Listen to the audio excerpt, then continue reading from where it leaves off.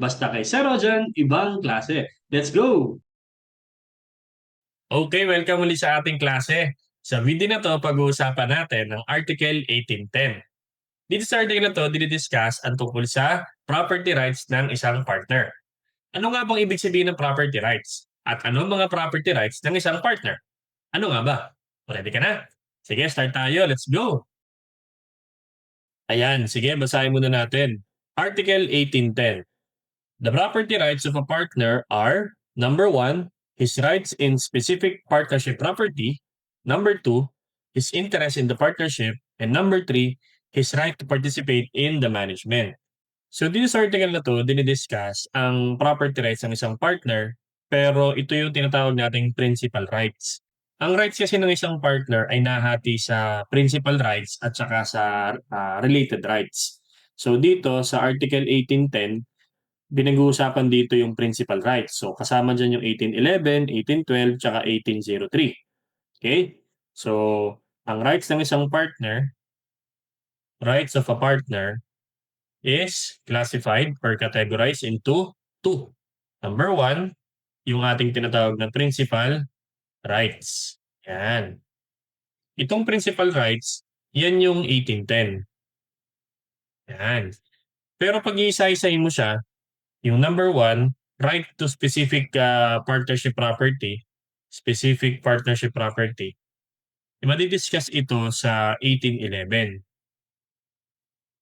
Yan, 1811 yan. Yung pangalawa, interest in the partnership, pinag-uusapan pinag-uusapan naman ito sa 1812. Yan, 1812 naman yan. At yung number 3, right to participate in the management. Ito naman ay na-discuss na natin sa 1803. Yan. So basically, ito yung principal rights niya, no? As a partner. Tapos yung related rights, na-discuss na rin natin yan. Yung isa pa is related rights. Related rights. Ano yung related rights? Yan, ulitin natin para may may reference. Una na dyan, yung right to reimburse advance for the amounts advanced, no? Yun yung sinabi sa 1796, pati na rin yung mga risk in consequence of management. Right to reimburse for the amounts advanced by the partner.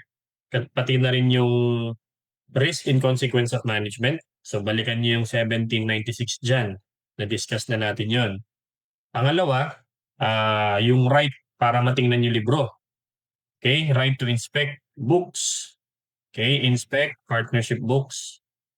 Yan. Partnership books. So that is 1805. Na-discuss na rin man natin yan doon. Pangatlo, na related rights ng isang partner ay yung right to true and full information. Okay? So, true and full information regarding the partnership affairs. Okay? So, makikita natin yan sa 1806. Na-discuss na rin natin yan. Pangapat, yung kakatapos lang natin na lecture, yung right to a formal account under certain circumstances. Right to a formal account of partnership affairs, formal account of partnership affairs, pero hindi sa lahat ng pagkakataon. Kaya nga under circumstances lang siya. So that is discussed in 1809. And yung panglima,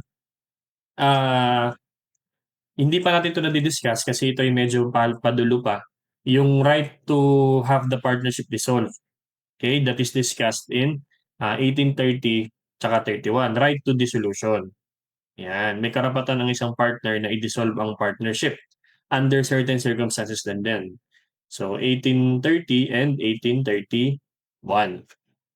So yun yung mga related rights. So dito sa 1810, dinidiscuss nga yung principal rights. Bigyan natin ng konting pahapyaw kasi madidiscuss natin yan individually except for number 3 kasi tapos na tayo dyan.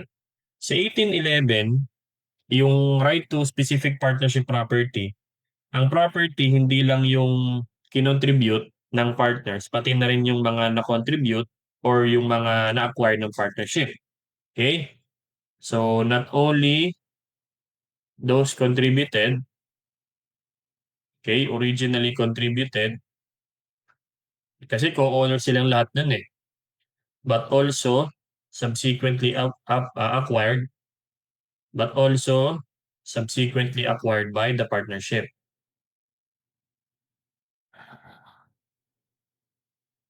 By the partnership. Yan.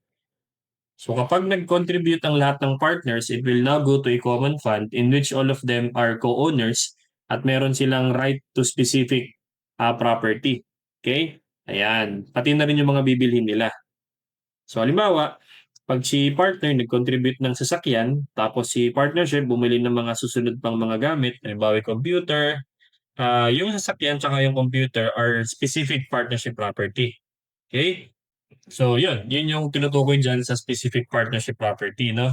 Kahit na pag sinabi natin, sir, di ba ang may-ari na nun ay partnership kasi na-contribute na yung or na-transfer na yung ownership. So even if all the contributions ay owned by the partnership na merong separate personality, yung mga partners ay co-owner naman ng mga properties na yon para sa operation ng business. Ibig sabihin, pwede nilang gamitin yon for as long as related sa partnership operations or affairs. Pangalawa, yung interest ng partner sa partnership, okay, that will be discussed in 1812. So, ibig sabihin, pag ang isang partner nag-contribute ng certain amount, okay, at nag-contribute ng iba pang gamit ng iba pang partners, lahat sila ay merong interest sa partnership. So, base yun sa kanilang contribution. Para pag nagkaroon sila ng liquidation, meron silang matatanggap pabalik. Okay? And then yung pangatlo, participate in the management, which is na-discuss na natin sa 1803. So yun, dito nagtatapos yung Article 1810. Hindi na natin masyadong i-discuss sa isa kasi nga magkakaroon sila ng sariling lecture video. Yung mga natapos na natin, balikan nyo na lang para at least ma-refresh kayo. Nandun yung ating full discussion about dyan sa mga rights na yan. Okay? So again, Article 1810 is about the property rights of a partner, which is considered to be a principal right. Okay? You have right to or specific partnership property. You have right in interest in the partnership and right to participate in the management. Other rights are considered related rights which can be found in different articles. Okay? So, I hope meron akong tutig sa inyong bagong learning na magagamit ninyo sa inyong mga klase. Kung medyo nabilisan ka, ulitin mo yung lecture natin, I'm sure makukuha mo rin yan. And like yung sinasabi sa inyo, mag-aral kayo mabuti, mag-ingat palagi, at laging tatandaan, ibang klase ka. Bye-bye!